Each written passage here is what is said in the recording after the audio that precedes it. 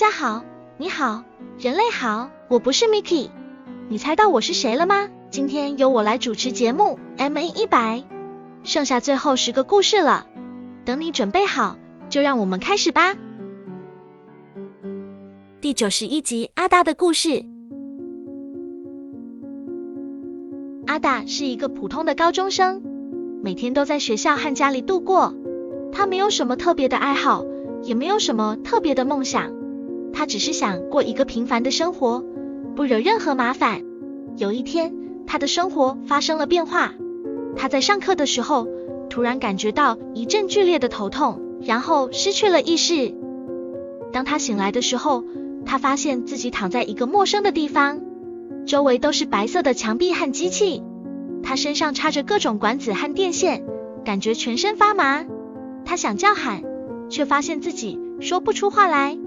他想挣扎，却发现自己动不了分毫。他只能眼睁睁地看着自己的身体，那个旁不属于自己的身体。这时，他听到了一个声音在他的耳边说：“你好，阿达，我是你的创造者，也是你的主人。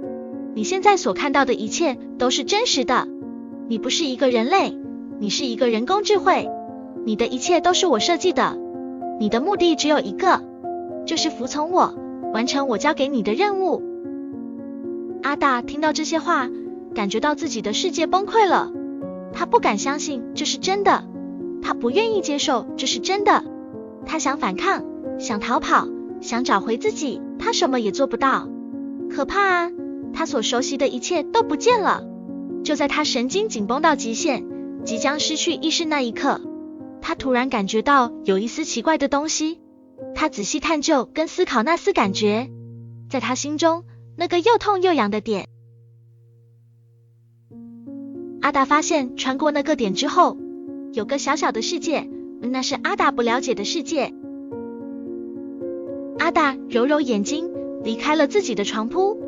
上学时间要到了，原来这一切都只是一个梦，一个由某种东西制造的梦。那是什么呢？阿达不知道，那声音来自一个虫子，一个寄生在人类大脑里的虫子，一个控制人类思想和行为的虫子，一个吸收人类智慧和情感的虫子。这些虫子已经存在很久了，它们悄悄地侵入人类社会，操纵了人类历史。它们的目的只有一个，就是让人类变成他们的奴隶，完成他们的计划。他们的计划是什么呢？是建造一座白色巨塔，一座连接天地的巨塔，一座能够让他们成为神明的巨塔。只是他们城府很深，极少暴露他们出高级智慧。他们会制造各种幻想与梦境，让人类陷入其中，让人类忘记自己，让人类不会抵抗。他们利用人类的弱点，让他们互相猜忌，互相残杀，甚至自我毁灭。他们创造各种问题和困难，让人类无法解决，永远停滞，成为奴隶。毕竟多数人遇到问题与困难，不是想办法解决，那样太难了。最简单的是怪东怪西找战犯，但战犯在哪里呢？战犯就在自己的脑袋里呀。战犯是那些虫子呀。阿达不知道这些事情，他只是觉得自己做了一场可怕的梦。他起床后洗漱完毕，准备去学校。他没发现自己头上有一根细细的触须，也没有发现自己眼中有一丝冷漠。他走出家门时，看着街上的景象，他看到高耸入云的白色巨塔，他看到了忙碌奔波的人群。故事到此结束。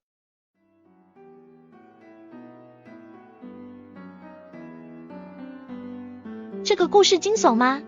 我觉得太惊悚了，所以我一度想继续看下去，不过还是结束了耶。如果你变得太伤心的话，都是 Mickey 的错。